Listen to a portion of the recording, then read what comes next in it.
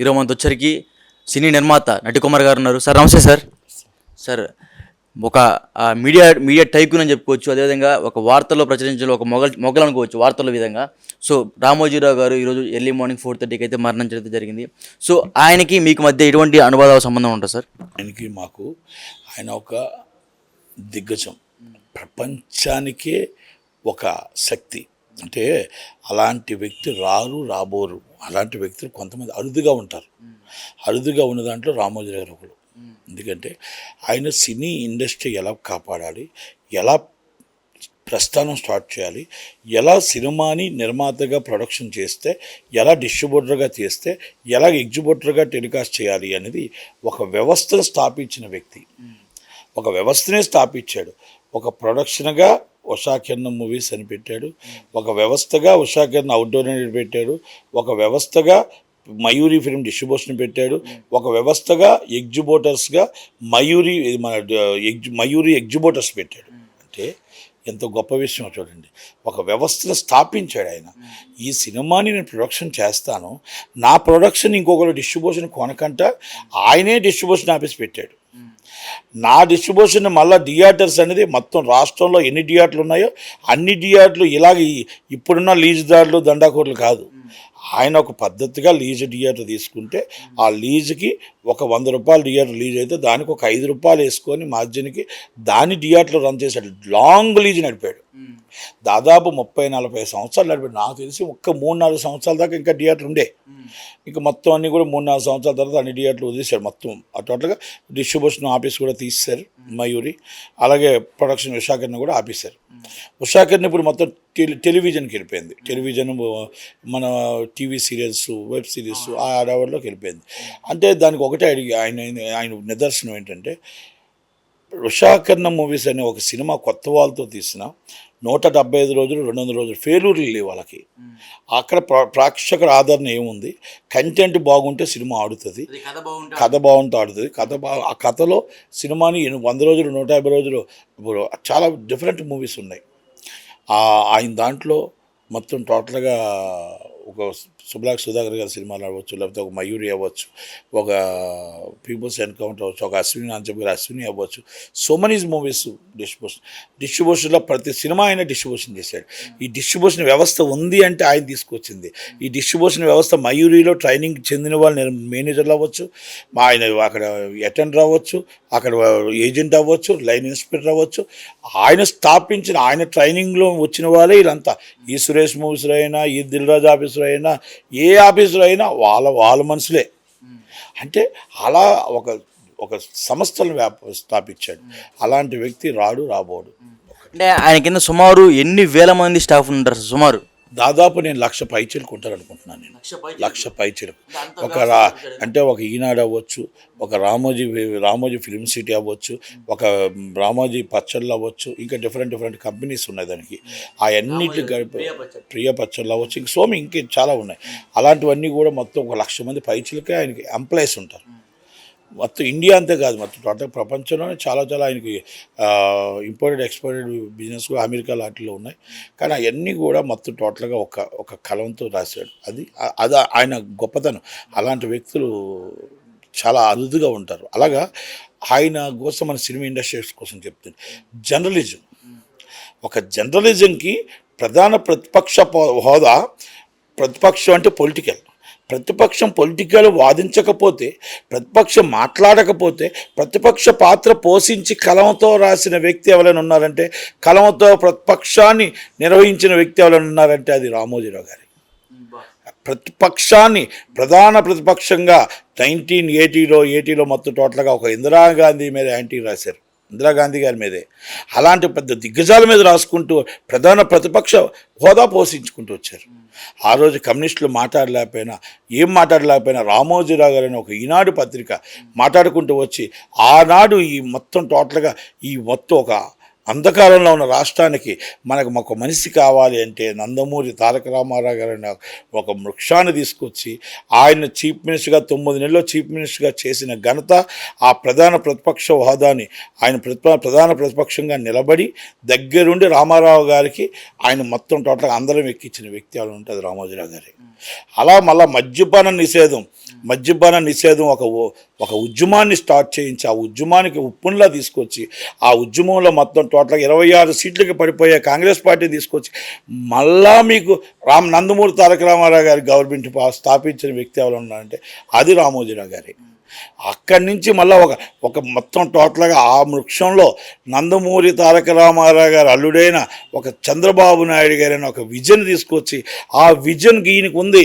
ఈయన మొత్తం హైటెక్ సిటీయే కాదు ప్రపంచాన్ని శాసించగలడు, ఒక పొలిటికల్ ఈజ్ బెస్ట్ లీడర్ అని చెప్పి ఆ ఘనతని ఆయన తీసుకొచ్చి ఆయన నిలబెట్టి దాదాపు 14 సంవత్సరాల చీఫ్ మినిస్టర్గా విన్నిదన్నిగా ఉండి సలహాలు ఇస్తూ సపోర్ట్ చేస్తూ ఉమ్మడి రాష్ట్రాన్ని డెవలప్ చేస్తూ హైటెక్ సిటీ హైటెక్ సిటీ అనేది ఒక వృక్షానికి తెరలేపి చంద్రబాబు గారితో వెన్నుదన్నుగా ఉండి సపోర్ట్ చేసిన వ్యక్తి ఎవరైనా ఉన్నారట రామోజీరావు గారి. అలాంటి దాంట్లో 2004లో రాజశేఖర రెడ్డి గారి గవర్నమెంట్లో ఒడిదొడుకులు వచ్చి మార్గదర్శులు చిప్స్ ఉన్నాయని మన రాజమండ్రి ఉడవల్లి అరుణ్ కుమార్ గారు కేసు వేస్తే ఉడవల్లి అరుణ్ కుమార్ గారు కేసులు ఎదుర్కొంటూ మొత్తం రాజశేఖర రెడ్డి గారి ఆ రోజు కాంగ్రెస్ పార్టీని రాజశేఖర రెడ్డి గారిని ఎదుర్కొంటూ ఆయన నిలబడుతూ ప్రధాన పక్షానికి మళ్ళా భయపడకుండా అదరకుండా బెదరకుండా అధికార పక్షానికి బెదరకుండా నిలబడి కళాన్ని మార్చకుండా ఎదురిస్తూ నడిపిన వ్యక్తి ఎవరైనా ఉన్నారంటే 5 సంవత్సరాలు ఆయనదే ఘనత అది.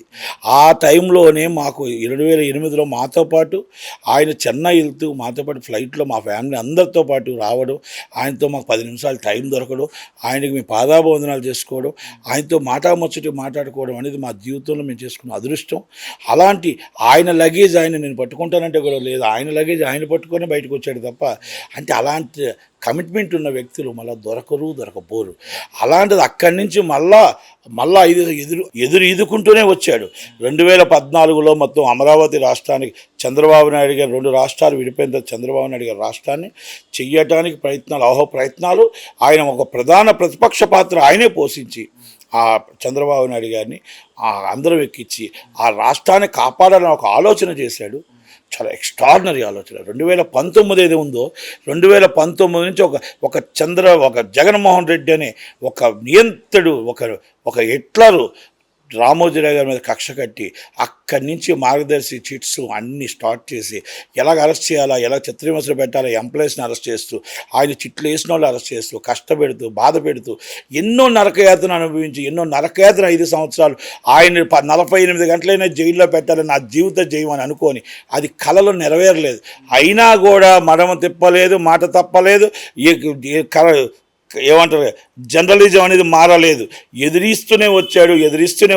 ఈ రాక్షస పాలన ఎప్పుడు అంతమవుతుంది, సువర్ణ పాలన ఎప్పుడు వస్తుంది, చంద్రబాబు నాయుడు గారు మళ్ళా రాష్ట్రాన్ని ఎప్పుడు పాలిస్తారు అని ఎదురు చూస్తూ కష్టాలు పడిన బెడ్ మీద ఉన్న సిఐడి వాళ్ళు వచ్చి విమర్శించిన క్షీణించిన అన్ని బాధలు భరిస్తూ ఒక రెడ్ రాతో రాశాడు, ఈ పాలన అంతం అవ్వాలి, సువర్ణ పాలన రావాలి, నాకు ఇష్టమైన వ్యక్తి పవన్ కళ్యాణ్, నాకు ఇష్టమైన నాయకుడు ఎవరైనా ఉంటే చంద్రబాబు నాయుడు గారు. ఎందుకంటే నేను అనుకునే ఈ రాష్ట్రాన్ని అభివృద్ధి చేయగలిగే ఎవరైనా ఉంటే అది చంద్రబాబు నాయుడు గారే. కనుక అందుకే పాలన ఎప్పుడైతే అంతమైందో ఈ రాక్షస పాలన అంతమైంది, ఈ అంతంలో ఈ రాక్షస పాలన అంతమైంది. నా బాధ్యతలు నా మొత్తం నేనేమైతే అనుకుంటున్నానో రాష్ట్రానికి ఏ విధంగా కావాలో, రాజధాని ఏ విధంగా అవ్వాలో, విశాఖపట్నం ఏ విధంగా ఉండాలో నా కలలని నెరవేర్చగల వ్యక్తి చంద్రబాబు నాయుడు గారికి అబ్బుచెప్తూ నిశ్చింతగా నవ్వుతూ వెళ్ళిపోతున్నానని చెప్పి నిన్న రాత్రి 4:50 ఆయన కన్ను మూశారు. ఆయన మాటలు ఆయన జీవితాన్ని మనం మరవలేము. అలాంటి వాళ్ళు ఆ అడుగుజాడల్లో మనం నడవాలి. అలాంటి వ్యక్తి ఇంకా 10 సంవత్సరాలు బతికుండేవాడు. కానీ జగన్మోహన్ రెడ్డి గారు అనే ఒక కుతంత్రుడికి, ఒక కుతంత్ర పాలనకి, ఆ పరిపాలనలో ఆయన చిత్రహింసలు పెట్టడం, క్షీణించడం, ఆయన ఆరోగ్యం క్షీణించి ఆయన ఇప్పుడు చనిపోవలసి వచ్చింది తప్ప నిజంగా ఇంకా 10 సంవత్సరాలు అలాంటి వ్యక్తి ఆలోచనలు ఆ తెలివితేటలు మొత్తం టోటల్గా మనం వాడుకునేవాళ్ళు. అలాంటి వ్యక్తి ఈ 5 సంవత్సరాలు మరి చంద్రబాబు నాయుడు గారి పాలన చూసి బాగుండేది. కానీ సలహాలు సంప్రదింపులు ఉండే. కానీ ఆయన కసి ఆయన ఆరోగ్యానికి క్షీణించింది. కానీ ఆయన ఆశయాన్ని దెబ్బ కొట్టలేకపోయాడు. కానీ ఆరోగ్యం క్షీణించడం అనేది ఇబ్బందికరంగా వచ్చి ఈరోజు ఆరోగ్యం క్షీణించడంతో చనిపోవాల్సి వచ్చింది. ఇంకా 10 సంవత్సరాలు బతికి ఉండేవాడు. కానీ అలాంటి వ్యక్తి రాబోడు. అలాంటి వ్యక్తి నిలబడాలంటే ఒక జర్నలిజంలో 95% జర్నలిస్టులు ఆ సంస్థ నుంచి వచ్చిన వాళ్ళే. ఈరోజు ఏ సంస్థ మనం ఏమి చూసుకున్నా ప్రపంచంలోనే గర్వించదగ్గ స్టూడియో కట్టాడు. ఈరోజు ప్రపంచమే మనం ఎదురు చూసేటట్టుంది. అలాంటి స్టూడియో కట్టాడు. ఒక జర్నలిజం అనేది అలాంటి పెద్ద వ్యక్తి మనకి రాబోడని ఎందుకు ఇన్నిసార్లు చెప్పాల్సి వస్తుందంటే, ఒక దాసరి నారాయణరావు గారు ఒక డైరెక్టర్ అండ్ జర్నలిస్ట్, ఒక రామోజీరావు గారు యాజ్ నిర్మాత జర్నలిస్ట్, అలా ఇద్దరు ఒక అగ్రజులు. ఇలాంటి వాళ్ళందరూ చనిపోతుంటే మనకి వాళ్ళ మన ఆశయాలు వాళ్ళు చేస్తున్న ఈ త్యాగాలను మనం గుర్తుంచుకోవాలి. అందుకే అంటున్నాను అనమాట. మనకు 2 రాష్ట్రాల్లో విజయవాడలో పుట్టిన రామోజీరావు గారికి గుర్తింపుగా స్తూపం కానీ మెమోరియల్ కానీ చంద్రబాబు నాయుడు గారు ఆయన గుర్తించిపోయేటట్టుగా ఏదో ఒకటి కట్టాలి. అలాగే ఇక్కడ మొత్తం ప్రపంచమే తెలంగాణ వైపు చూసే విధంగా స్టూడియో కట్టారు కాబట్టి రామోజీరావు గారు లాంటి వ్యక్తికి ఇక్కడ స్తూపము మెమోరియల్లో కట్టాలి. అలాగే మాకు అవార్డ్స్, భారతరత్న అవార్డు 100% ఆయనకి ఇవ్వాలి. అలాగే ఏ అవార్డు వచ్చినా అన్నింటికి ప్రపంచానికి దిగ్గజం ఆయన. కనుక అలాంటి వ్యక్తికి రేపు ప్రొడ్యూసర్ కౌన్సిల్లో మా సంతాప సభలో కంపల్సరీ మేము తీర్మానం పెడతాం. మేమంతా కూడా గవర్నమెంట్కి లెటర్ రాస్తాం. కంపల్సరీ అలాంటి వ్యక్తికి పాదాభివందనాలు చేసుకోవడం తప్ప, ఆయన ఆశీస్సులు మేము తీసుకునే తప్ప ఎప్పుడు కూడా జీవితంలో అలాంటి వ్యక్తితో మాకు అనుబంధం ఉన్నందుకు మేము సంతోషంగా, చాలా చాలా సంతోషంగా, అలాంటి పెద్దల దగ్గర మాకున్న ఈ చిన్న అవకాశాలను మేము కూడా ఆయన దగ్గర పొందినందుకు సంతోషంగా ఉంటూ ఆ కుటుంబానికి మేము ఎప్పుడు కూడా మా మేము ఎప్పుడు కూడా ఆయన సపోర్ట్గా ఉంటామని ఆయనకు మనం నివాళులు అర్పిస్తూ. ఇంకొక మాట సార్, ఈ టైంలో అడగకూడదు. అంటే చనిపోయే రోజుల్లో, అంటే ఈ రోజుల్లో వాళ్ళ కుటుంబ సమేత, అంటే ఎవరైతే ఉన్నారో వాళ్ళ కుటుంబ సభ్యులు ఎవరైతే ఉన్నారో వాళ్ళ ప్రేమకి ఆయన చాలా దూరం అయిపోయారు. ముఖ్యంగా వాళ్ళ కొడుకులతో చాలా ఉన్న ఒక కొడుకున్నాడు, ఆ కొడుకుతో కూడా చాలా విభేదాలు వచ్చి చాలా దూరంగా ఉంటున్నారు. ఈ సమయంలో కూడా ఆయన దగ్గరకు రాలేదు. ఇప్పుడు మొన్న వచ్చారంట. సో దాని గురించి మీరేమంటారు? తప్పుడు సమాచారం అది లేదు. 20 సంవత్సరాల క్రితమే ఎవ్వరు నెలగా ఈ రామోజీ గ్రూప్ ఆఫ్ కంపెనీస్కి ఎప్పుడు కూడా ఎక్కడ ఈ మాట రాకూడదని, ఇలాంటివి రావద్దని మునిమనవడి నుంచి పిల్లల నుంచి అందరినీ మొత్తం టోటల్గా ప్రతి సంస్థకి అర్థమయ్యే విధంగా నడిపించుకుంటూ విజయ చాముండేశ్వరి గారు ఒక సంస్థ అయితే, మన శైలజ కిరణ్ గారు ఒక సంస్థ అయితే, కిరణ్ గారు ఒక సంస్థ అయితే, పిల్లలు ఒక సంస్థ అయితే, డిఫరెంట్ పీపుల్స్ మొత్తం టోటల్గా అందరినీ కూడా ప్రతి సంస్థల్లో స్థాపించి అందరినీ కూడా group of companies, Ramoji group of కంపెనీస్కి ఎక్కడ చిన్న ఇబ్బంది రాకూడదు, ఎక్కడ ఒడిదొడుగులు రాకూడదు,